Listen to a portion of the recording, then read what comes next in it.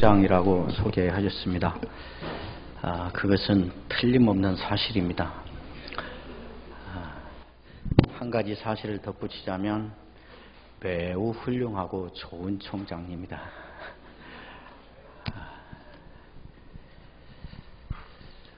오늘은 한누리 전원교회 교인들에게는 큰 잔치의 날입니다. 오주환 목사님과 그 가족들에게도 큰 잔치의 날이고 온 교회의 잔치입니다. 또 이 일을 주관하고 허락하는 우리 경기 중노회의 큰 잔치의 날입니다. 노회에서 또 노회장님이 마땅히 그러므로 이 큰 잔치의 예배를 진행하고 말씀도 하셔야 되는데 저를 또 이렇게 부르셨습니다. 제가 어쩌면 이 교회 원로 부교육자쯤 될지 모르겠습니다. 제 평생에 한 번 하고 끝난 부교육자 생활 5년 1개월을 저는 이 교회에서 했습니다. 장로 임직 때도 한 번 왔었고 이제 목사 위임식까지 왔으니 더 부를 일은 없을 것 같습니다. 이 귀한 자리에 또 노 회장님이 서셔야 될 자리에 저 같은 사람을 불러 세우셔서 영광이고 감사합니다. 정창균 목사를 부른 게 아니고 합신의 총장을 부르셨으니 총장으로서 학교에 대한 말씀을 한두 마디 드리는 것이 도리일 것이라 생각합니다. 많은 사람들이 또 많은 교회들이 학교와 신학교와 교회는 별개의 것이라고 생각하곤 합니다. 신학교는 신학교고 우리 교회는 교회지. 그러나 결코 그렇지 않습니다. 신학교의 지금 상태가 어떤가 하는 것이 10년 안 가서 교회의 상태가 됩니다. 지금 신학교에서 자유주의를 가르치면 10년 안에 교회가 자유주의 교회가 됩니다. 저는 자주 신학교와 교회의 관계를 수원지와 수도꼭지의 관계로 비유해서 말하곤 합니다. 수도꼭지는 그것이 순금으로 만들어졌는가, 다이아몬드로 만들어졌는가, 무쇠덩어리로 만들어졌는가, 거기에 수도꼭지의 가치가 있지 않습니다.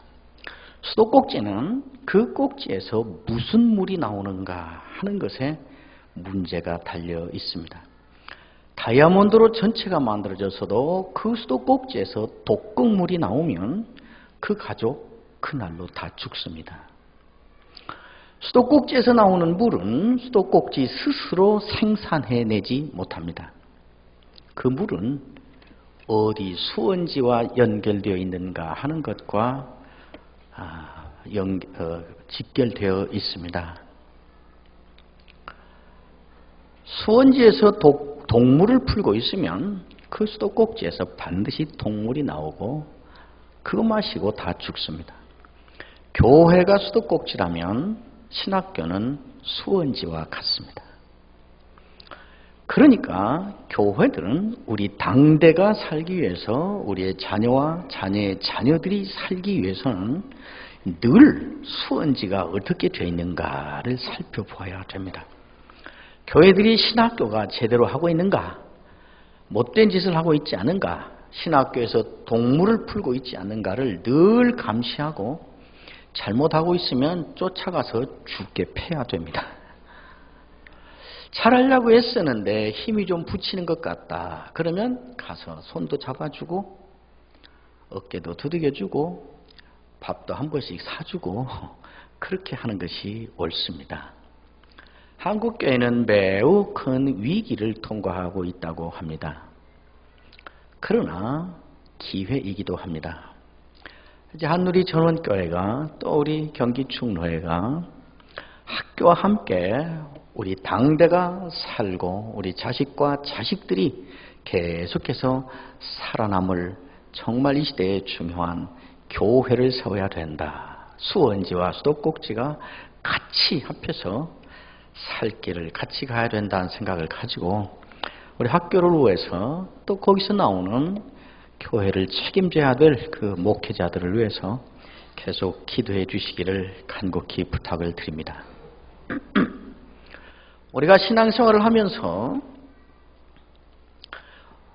전적으로 신뢰하고 기대하면서 우리의 앞장서서 우리의 영과 육과 우리의 삶을 책임져 주십시오. 당신은 그럴 수 있는 분입니다. 우리는 무조건 당신을 앞세우고 당신을 신뢰하고 따르며 당신이 이끄는 길을 가겠습니다 하고 신뢰와 가는 목회자를 세울 수 있다는 것은 그 교회의 놀라운 복입니다. 저는 중학교 2학년 때부터 교회가 큰 문제가 있어서 중학교 2학년 때부터 담임 목사님이 안 계시는 교회를 다녔습니다. 그 지역에서 가장 오래된 교회요, 가장 큰 교회였습니다. 고등학교를 들어가서 쉬는 시간이나 다른 활동 때 옹기종기 학생들이 모여 앉아서 자기 교회 이야기를 하고 자기 교회 문학의 밤 준비하는 이야기를 하고 자기 교회 목사님 이야기를 하고 그럴 때 저는 늘 할 말이 없었습니다. 고등학교 2학년 어느 날 목사님이 오셨습니다. 지금도 눈에 선합니다. 앞에 서셔서 차분히 가라앉은 목소리로 다들 나오시오. 그래서 자기 가족들을 내세우고 가족을 소개하면서 새로 오신 담임 목사님이 4년 만에 오셔서 강단에 섰습니다. 고등학교 2학년이던 저는 그것을 보는 순간 저절로 이런 마음이 들었습니다. 이제 우리도 아버지가 있다. 그 마음이 들면서 너무 감동이 됐었습니다. 제가 우리 아이, 첫째 아이 6개월 됐을 때부터 둘째, 셋째 뱃속에 있을 때부터 늘 우리 아이들을 축복하며 하는 기도가 있고 담임 목회를 하면서는 아이가 태어나거나 신방을 갔는데 어린애가 있는 집이면 꼭 축복하는 기도를 하는데 우리 아이들을 두 가지로 축복했습니다. 그 중에 두 번째는 이런 거였습니다. 하나님, 우리 아이가 평생 어디를 가든지 마음껏 죽으라고 봉사하고 헌신하는데 그것이 아깝지 않은 좋은 교회를 만나게 하시고 아비처럼 믿고 따르며 평생을 신뢰하며 갈 수 있는 목회자를 만나게 해주십시오. 살아보니 그것이 신자가 받을 수 있는 가장 큰 복이라는 것을 알게 되었습니다. 교회가 살면서 온 교우가 당신은 우리의 아버지 같은 분입니다. 당신이 하는 말이면 하는 일이면 우리는 다 신뢰하고 믿고 따를 테니 우리의 앞장에 서 주십시오 라고 신뢰하고 목회자를 모실 수 있다는 것은 매우 놀라운 복입니다. 우리가 목회자로 평생을 살면서 어느 무리인가 어느 교회인가에게 그런 신뢰를 받고 나를 따르겠다는 교인들을 갖고 이 교인들이라면 내가 사나 죽으나 굶으나 배부르나 내 모든 것을 바쳐서 돌보고 이끌고 섬길만 하겠다라는 그런 교회를 맡아서 목회자가 간다는 것은 그 목회자에게 가장 큰 복입니다. 오늘 한누리 전원교회 교인들과 오주환 목사님은 그 복을 누리고 있는 것입니다. 오늘 여러분이 읽은 이 말씀은 사도 바울이 빌립보 교회에게 보낸 편지의 한 대목입니다. 빌립보 교회는 사도 바울이 개척해서 목회했던 교회입니다. 그런데 그 목회자가 로마 감옥에 갇혀서 죄의 쇠몸으로 얽혀 있습니다. 이 소식을 들은 빌립보 교회가 당신들의 옛날 목회자를 생각하며 헌금을 해서 그것을 한 사람을 뽑아서 보냈습니다. 그 헌금과 그 사랑을 받아놓고 이 목회자 사도 바울이 자기 교인이었던 교인들을 향하여 편지 한 통을 써보냅니다. 그 편지의 한 대목을 여러분이 읽은 것입니다. 목회자와 교인 사이에 오가고 있는 목회자가 자기를 따르며 신뢰하며 응원하는 교인들에게 보내는 편지요 권면입니다. 사도 바울은 빌립보 교인들에게 무엇을 할 것인가를 말하기 전에 어떻게 할 것인가를 먼저 말하고 있습니다. 무엇을 할 것인가를 뒤로 밀어놓고 어떤 정신으로 할 것인가, 어떤 원리로 할 것인가, 어떻게 할 것인가를 말하고 있습니다. 그것이 여러분이 읽은 말씀 12절 이하에 있는 말씀입니다. 12절에 나 있을 때뿐 아니라 더욱 지금 나 없을 때에도, 그 말입니다. 내가 있거나 없거나. 1장 27절에 가면 비슷한 말을 했었습니다. 내가 너희에게 가보나 떠나 있으나. 무슨 말인가? 사람 상대로 하지 말라 하는 말입니다. 내가 있건 없건, 내가 가건 안 가건, 내가 보건 안 보건 해야 될 일이 있다는 것입니다. 교회로서 일을 할 때 이런 정신으로 해야 된다는 것입니다. 그러면 기준이 뭔가? 기준이 목회자의 눈도 아니고 사람의 의식도 아니고 다른 걸 기준 삼고 일을 하라는 것입니다. 뭘 기준으로 하라는 것인가? 그 뒤에 분명히 말합니다. 13절에 말하기를 너희 안에서 행하시는 이는 하나님이시니 자기의 기쁘신 뜻을 위하여 너희에게 소원을 두고 행하게 하시나니 하나님 상대로 하라는 것입니다. 교회가 일을 할 때에 목사가 있건 없건 보건 안 보건 그것에 의하여 할 일이 아니고 주보의 이름이 나건 말건 신방을 오건 말건 일을 할 때는 언제나 사람의 눈을 기준이 아니라 사람의 생각을 기준이 아니라 하나님을 기준으로 삼고 하라는 것입니다.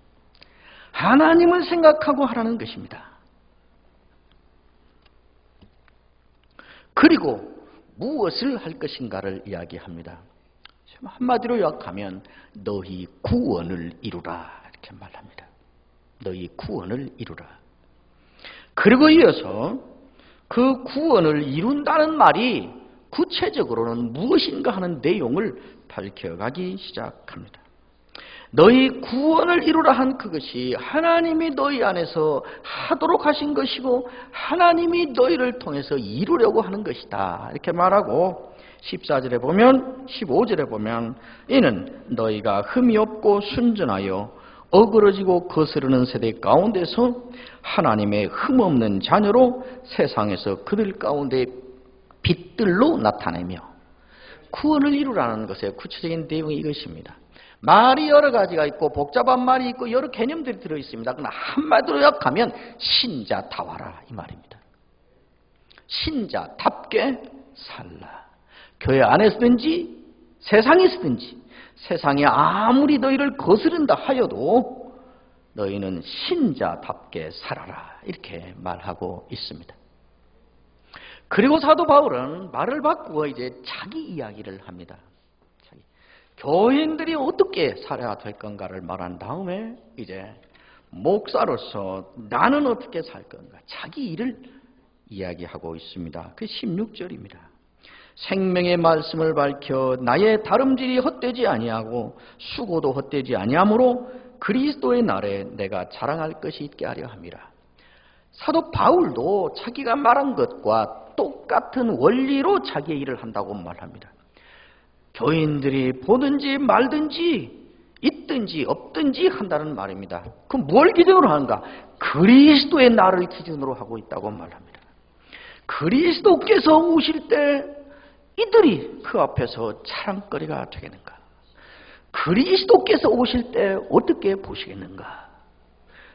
교인들이 하나님을 기준으로 살듯이 자기도 다시 오실 그리스도를 기준으로 삼고 목회하고 있다고 말하는 것입니다.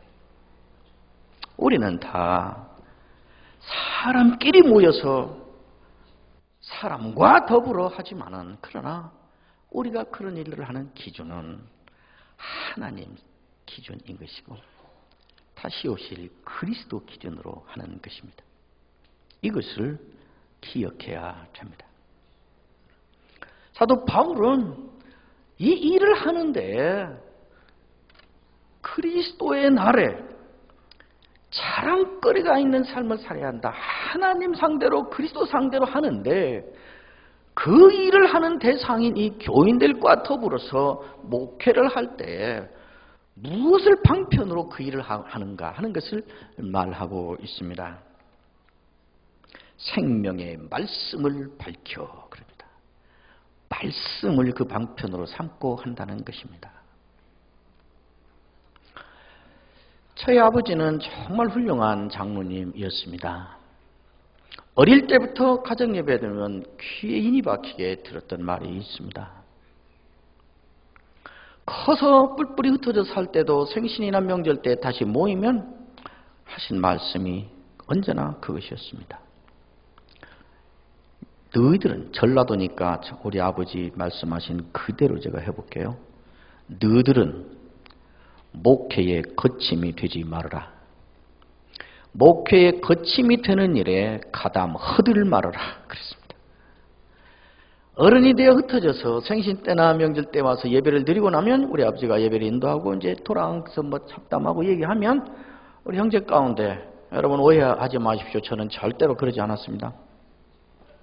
우리 형제 가운데 누가 슬슬 말을 풀어내면서 자기 교회 흉을 보거나 특히 자기 목사님 흠을 잡아서 이렇게 이야기를 이렇게 하거나 그러면 우리 아버님이 이렇게 들고 계시다가 꼭 이대로 했습니다. 이 음성에 꼭 이 몸짓입니다.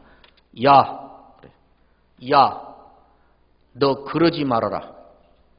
그리고 또 그 말씀이셨습니다. 너희들은 목회의 거침이 되지 말아라. 목회의 거침이 되는 일에 가담 허들 말아라. 그러면 다시 입 닥치고 조용해졌습니다. 목사가 무슨 대단한 존재여서가 아닙니다.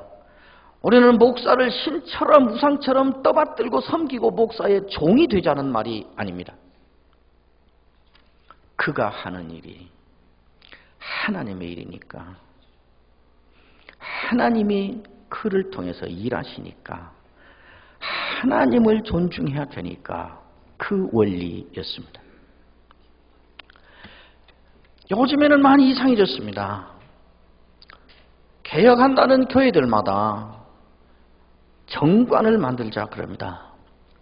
정관을 만들 때 정관 새로 만드는 것의 핵심이 언제나 담임 목사의 권한을 축소해서 교회를 민주화하자는 데에 초점이 맞춰져 있는 것 같습니다.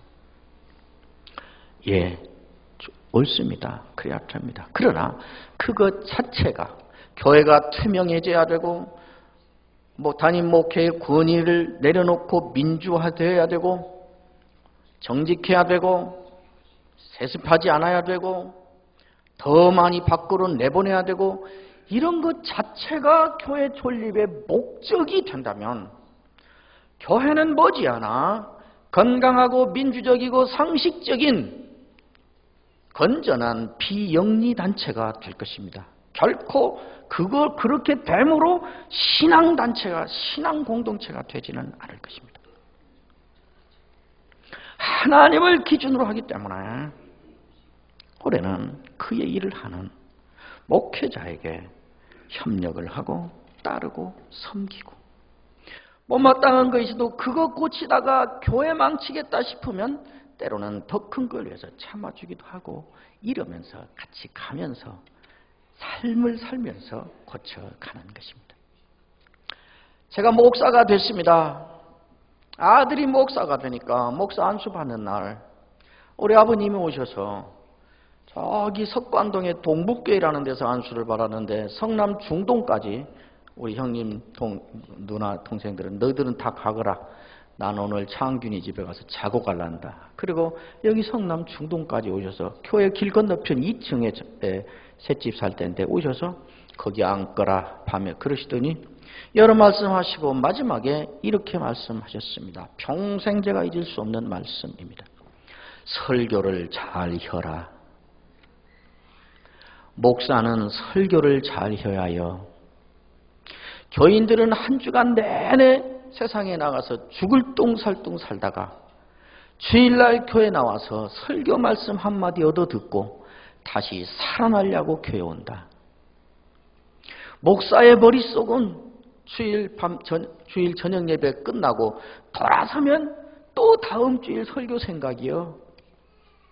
그러니 그것이 쉬운 일이 아니요. 설교를 잘 혀라. 이 말씀이었습니다. 오늘 사도 바울이 생명의 말씀을 밝혀 다름질이 헛되지 않도록 달려가고 수고가 헛되지 않도록 목숨을 바쳐 수고한다. 이 모든 것을 지시하고 통제하고 다스리고 이끄는 기준이 무엇인가? 하나님의 생명의 말씀이다 그랬습니다. 이렇게 하면 어떤 결과가 오는가? 구원을 이루라. 신자답게 살아라. 거스르는 세대 가운데서 너희는 살고 있다. 흠이 많은 세상 속에서 너희는 살고 있다. 그러나 흠이 없이 거스르는 곳에 굽히지 말고 신자답게 살아라. 말씀을 갖고 말씀대로 사는 일이 달려가고 말씀대로 사는 일에 목숨을 걸고 수고해라. 이렇게 하게 되면 이렇게 살려는 교인들과 이렇게 살려는 목회자가 반드시 직면하게 되는 필연적인 수반되는 결과가 있습니다. 무엇일까요? 고난입니다. 고난입니다. 그래서 사도 바울은 이 말 다 한 다음에 17절에 말하기를 만일 너희 믿음의 재물과 섬김 위에 내가 나를 전제로 드릴지라도 교인들은 재물이 되고 목회자는 전제가 된다는 것입니다. 그렇게 살았으니까 하늘에서 무슨 고기가 떨어지고 그렇게 사니까 아무도 몰래 담장너머로 누가 금덩어리를 던져놓고 가고 그런 일 없고 재물이 자기가 재물처럼 바쳐져서 죽는 고난을 당하게 된다는 것입니다. 교인들은 신자답게 사느라 재물이 되고 사도 바울은 나는 전제가 될 각오가 있다. 전제는 제사를 다 드린 후에 제사를 완성하는 마지막 점을 찍는 거나 마찬가지입니다. 그 뿌리는 것이 피 뿌림입니다. 당신들은 몸을 바치는 제물처럼 되면 나는 거기에 내 피를 뿌리는 일을 순교하는 일을 나는 할 것이다. 그런데 희한하게 마지막 말을 뭐랍니까? 이 일로 나는 기뻐하고 기뻐한다. 당신들도 이 일로 기뻐하고 기뻐하게 된다. 우리 신자들의 진정한 기쁨은 어디에서 오는가? 잘 먹고 잘 살며 신자답게 살지 않으면 언제나 마음이 불안합니다. 이러다가 또 한 번 뒤집어지지. 이러다가 또 한 번 맞지. 그러나 신자답게 사느라고 고난당하고 목사답게 사느라고 고난당하면 그 안에 희한한 기쁨이 있습니다. 담대함이 있고 자신감이 있습니다.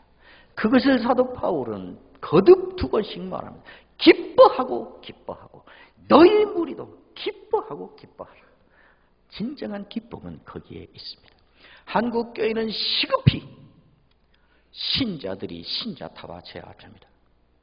목사가 목사 타와져야 됩니다. 그때 교회가 교회 타와지는 것입니다.